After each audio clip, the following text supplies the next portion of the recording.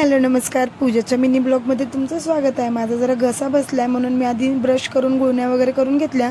बेडरूममध्ये येऊन बघते ते माईलेकींनी काय पसारा काढला होता काय माहिती. त्यांची तीच आवरावर सुरू होती. पोरांना तर अजिबात जागेचं भान नव्हतं, डाराडूर झोपले होते.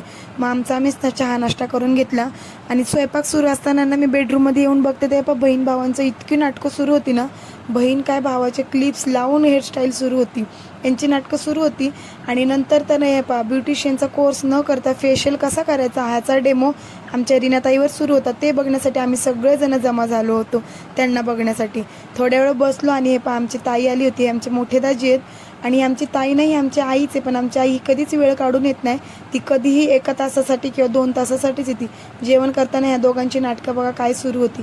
जेवण वगैरे होत नाही तेवढ्यातच आमच्या ताई साहेब लगेचच निघाल्या घरी जाण्यासाठी, कारण का तिला उद्या कामालाही जायला लागतं त्यामुळं.